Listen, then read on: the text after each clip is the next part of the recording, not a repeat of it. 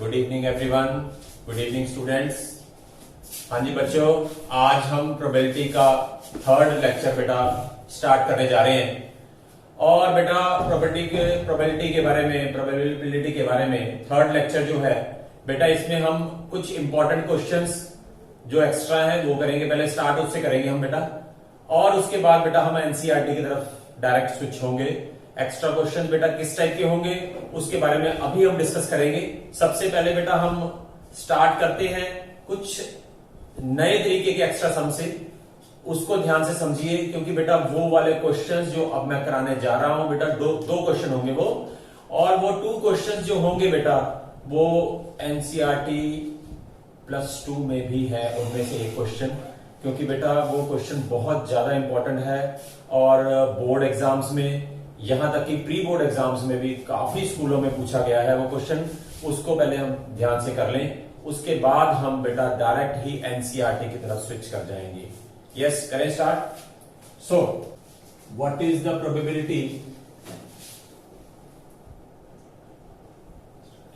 Probability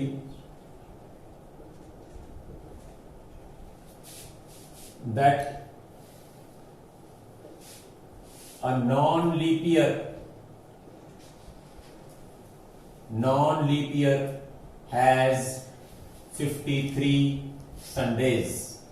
तो बेटा यहां पर 53 संडेज लिखे हो, 53 मंडेज लिखे हो, 53 ट्यूसडे लिखे हो, सबको इसी तरीके से करना है। कोई भी दिन लिखा हो, 53 ट्यूसडेज, 53 वेडनेसडेज के बारे में कुछ भी लिखा हो, तो सबको हमने बेटा इसी तरीके से इसको इवैल्यूएट करना है। सो बेटा यहां पर सबसे पहले समझने वाली बात यह है बेटा कि यहां पर नॉन लीप ईयर क्या होता है।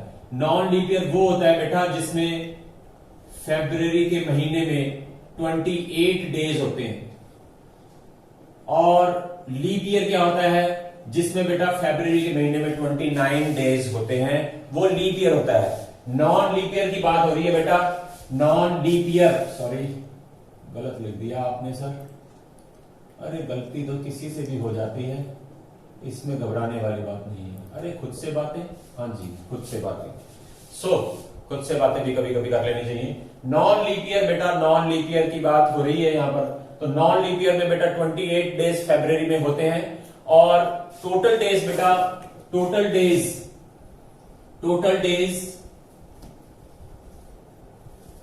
इन अ नॉन लीप ईयर, पूरे साल में बेटा non leap year, total days in a non leap year is 365 days होंगे। And total days in a week, एक हफ्ते में, इन अ वीक कमजोरी वाला वीक नहीं बेटा, कमजोरी वाला वीक तो WEAK होता है, वो वाला वीक नहीं, वीक मतलब हफ्ता, कमजोरी वाला वीक नहीं बेटा। सो इसमें बेटा 7 डेज होते हैं। सो बेटा यहां पर देखिए, अब 365 डेज को जब आप डिवाइड करेंगे 7 से, तो इसको बेटा डिवाइड करने सबसे पहले हमने देखना है हमारे पास कंप्लीट पूरे हफ्ते कितने आते हैं, पहले हम ये डिसाइड करेंगे।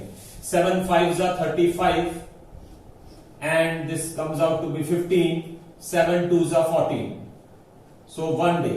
तो बेटा हमारे पास पूरे हफ्ते आ गए हैं 52। सो यहां पर लिखेंगे हम number of complete weeks, number of complete weeks, पूरे हफ्ते कितने आएंगे 52, और दिन कितने बच गए, पूरे 52 हफ्तों के बाद हमारे पास दिन कितने बचे, ये बचा है एक दिन। तो number of days left, number of days left मतलब रह जाना। लेफ्ट मतलब वो नहीं कि बायां मुड़ जाइए, बायां नहीं मुड़ना है, लेफ्ट मतलब रह जाना। तो एक दिन रह गया, तो ये एक दिन बेटा किसी टाइप का भी हो सकता है, संडे भी हो सकता है, मंडे भी हो सकता है, वो एक दिन कुछ भी हो सकता है, ट्यूसडे भी हो सकता है, एंड वेडनेसडे, हिंदी में इसको बुधवार कहते हैं, इसको मंगलवार कहते हैं, इसको सोमवार कहते हैं, वेडनेसडे, एंड फिर थर्सडे गुरुवार, फ्राइडे शुक्रवार, एंड सैटरडे शनिवार। तो ये बेटा हमारे डेज होंगे, 7 डेज बन गए। ये 1 डे जो होगा वो कोई भी हो सकता है इनमें से। तो बेटा हमने निकालने थे 53 संडेज, 53 संडेज निकालने थे, 52 संडेज हो गए। एक दिन जो बचा वो संडे भी हो सकता है, मंडे भी, ट्यूसडे भी, वेडनेसडे भी, कोई भी हो सकता है बेटा। तो अब प्रोबेबिलिटी ऑफ 53 संडेज, तो बेटा 52 संडेज तो पूरे पूरे आएंगे ही आएंगे। हर साल 52 संडेज तो आएंगे ही आएंगे। 52 हर एक दिन आएगा, मंडे भी 52 आएंगे, ट्यूसडे भी 52 आएंगे, हर साल आएंगे ही आएंगे।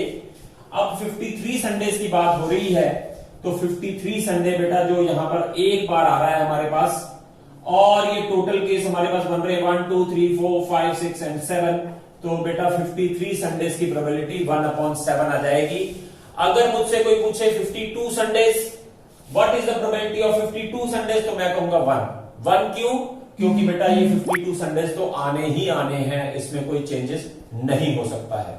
सो मेरे हिसाब से बात समझ में आती है कि पहले हमने टोटल डेज को बेटा टोटल हफ्तों के दिनों से डिवाइड कर देना है। 7 डेज से डिवाइड करके हमारे पास 52 कंप्लीट वीक्स आएंगे, कंप्लीट पूरे पूरे हफ्ते। और जो दिन बच गए हमारे पास, वो एक दिन बच गया, वो एक दिन कैसा भी हो सकता है। और बेटा फिर 53, क्योंकि 52 संडेज तो हमारे पास आ चुके हैं, 53 संडे सिर्फ यहां पर एक बार आ रहा है 7 टाइम्स में, तो 1/7 is the answer for 53 Sundays. So I think so बात समझ में आती है। सो इसके बाद बेटा हम यहां पर थोड़ा चेंज करने जा रहे हैं। एक लीप ईयर में बेटा, लीप ईयर कौन सा ईयर होता है जिसमें बेटा हमारे पास 29 डेज होते हैं फरवरी में, अभी हमने पिछले क्वेश्चन में डिस्कस किया। तो बेटा एक दिन बढ़ गया, पहले हमारे पास नॉन लीप ईयर में 365 डेज थे, अब एक दिन बढ़ गया है। तो हमारे पास लीप ईयर में 366 डेज हो जाएंगे। और हफ्ते में बेटा वही 7 डेज होते हैं। फिर हमने 365 को 7 से डिवाइड किया था, अब 366 को 7 से डिवाइड करेंगे बेटा, और 7 5 35, और ये आ गया बेटा 1 and 16, 7 2 14, और हमारे पास 2 डेज बच गए। सो पिछली बार बेटा हमारे पास 1 डे बचा था, इस बार 2 डेज बच गए हैं। So number of complete weeks, पूरे पूरे हफ्ते, नंबर ऑफ कंप्लीट वीक्स, पूरे पूरे हफ्ते हमारे पास कौन से आ गए हैं?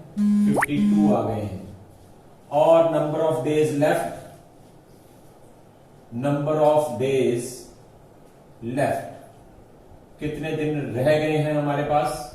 Number of days left that is 2 days बेटा लेफ्ट हो गए हैं हमारे पास, रह गए हैं। और ये 2 डेज कैसे हो सकते हैं? अगर फर्स्ट डे संडे होगा, फर्स्ट डे अगर संडे है, देन सेकंड डे हमारे पास मंडे आ जाएगा। और अगर हमारे पास फर्स्ट डे मंडे है, तो सेकंड डे ट्यूसडे आ जाएगा। सिमिलर वे में बेटा अगर फर्स्ट डे इनमें से 2 दिनों में अगर पहला दिन ट्यूसडे है, मंगलवार है, तो दूसरा दिन बुधवार आ जाएगा, वेडनेसडे आ जाएगा। सिमिलर वे में बेटा अगर हमारे पास वेडनेसडे है पहला दिन, तो अगला दिन थर्सडे आ जाएगा, क्योंकि हमारे पास 2 दिन बचे हैं बेटा। और अगर पहला दिन बेटा थर्सडे आता है,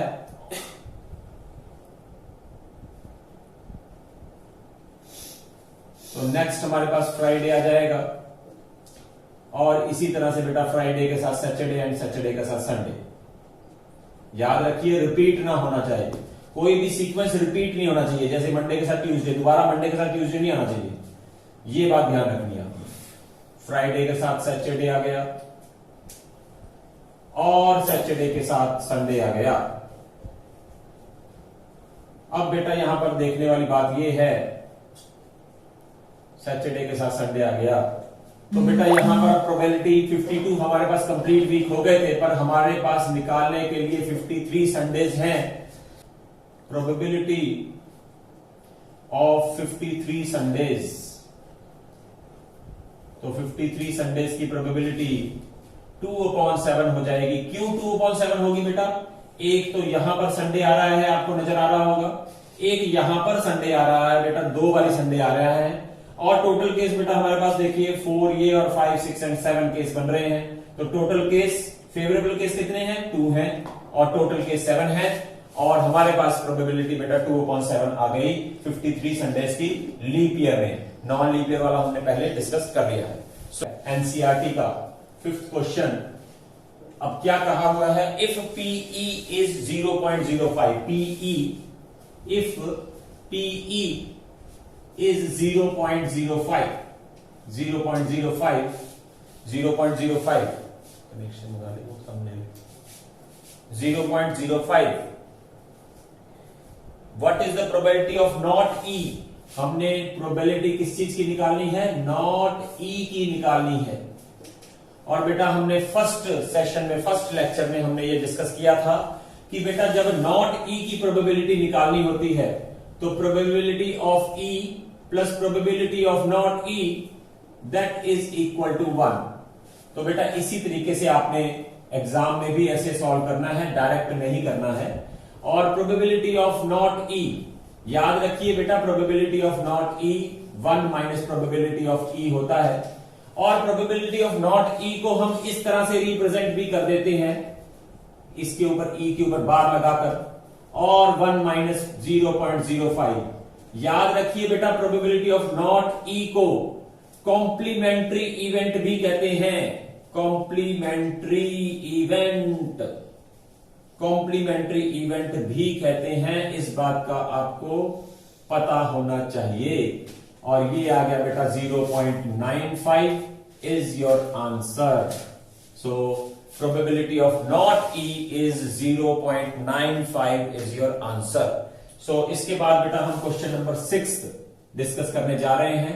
तो probability of not E को बेटा ऐसे भी लिखा जा सकता है, ऐसे भी लिखा जा सकता है, और इसको कॉम्प्लीमेंट्री इवेंट भी कहते हैं। ऐसे भी क्वेश्चन आ सकता है कि probability of PE is 0.05, find the complementary event of E, find the complementary probability of complementary event, find the probability of complementary event। तो उसको फाइंड करने के लिए आपको 1 में से माइनस करके सेम प्रोसेस में करना पड़ेगा।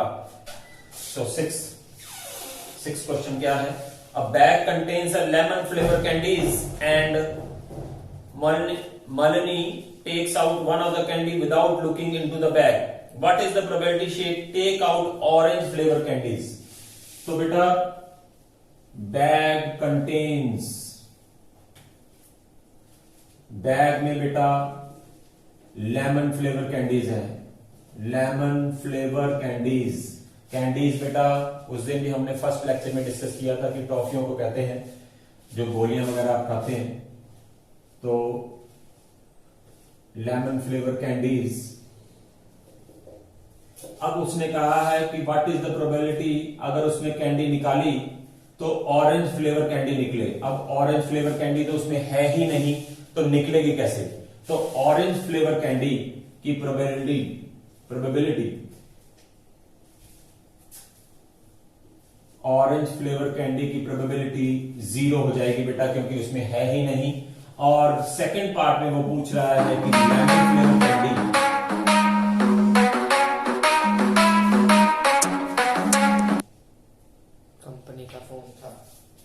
Lemon flavour candy, lemon flavour candy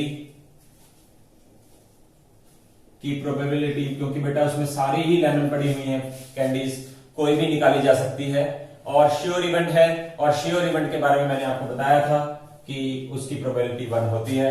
और ये इम्पॉसिबल इवेंट है, इम्पॉसिबल इवेंट के बारे में हमने फर्स्ट लेक्चर में डिस्कस किया था कि उसकी प्रोबेबिलिटी 0 होती है। सो 7th क्वेश्चन भी अभी हम इसके साथ ही इसी सीक्वेंस में डिस्कस करेंगे। 7th क्वेश्चन क्या है? सेम बेटा फिफ्थ क्वेश्चन के साथ का मिलता जुलता क्वेश्चन है। It is given that the group of 3 students, 3 students का ग्रुप है, and the probability of 2 students having the same birthday, not having the same birthday, sorry 3 students में से 2 स्टूडेंट्स का प्रोबेबिलिटी, 2 स्टूडेंट्स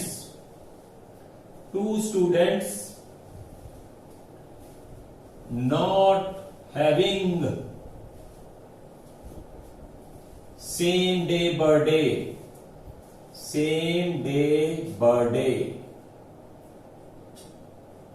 बर्थडे नहीं बेटा, birthday, थोड़ा pronunciation ठीक करनी पड़ती है, और ये 0.992 है। तो बेटा एक हिसाब से नॉट दिया हुआ है, कॉम्प्लीमेंट्री इवेंट दी हुई है, कॉम्प्लीमेंट्री इवेंट की प्रोबेबिलिटी, कॉम्प्लीमेंट्री इवेंट की प्रोबेबिलिटी दी हुई है आपको 0.992। और मेरे हिसाब से बात समझ में आती है कि बेटा probability of an event plus probability of not an event is equals to 1। अब बेटा हमने प्रोबेबिलिटी निकालनी है कि उनका सेम डे बर्थडे हो 2 स्टूडेंट्स का, तो 1 minus probability of not E I think so बात समझ में आती है, और यहां पर 0.008 हो जाएगा।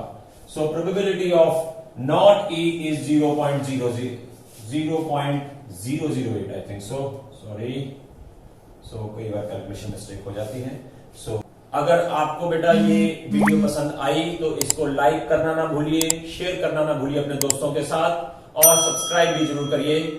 और अगर आपके बेटा कोई डाउट्स आते हैं, एक बेटा जो थ्योरी आपको कराई गई है फर्स्ट 2 लेक्चर्स में, और आज भी 5 सम्स हमने 5 सम्स डिस्कस किए, 2 अपनी तरफ से और 3 हमने एनसीईआरटी के। कल हम एनसीईआरटी के ज्यादा क्वेश्चन डिस्कस करेंगे। सो बेटा अगर इनमें कोई डाउट आता है तो वो आप कमेंट बॉक्स में दे सकते हैं, और हर बच्चे के कमेंट्स पढ़ने के बाद उन डाउट्स को भी यहां पर डिस्कस किया जाएगा। सो आज की क्लास यही ऑफ करते हैं। Thank you very much, have a nice day.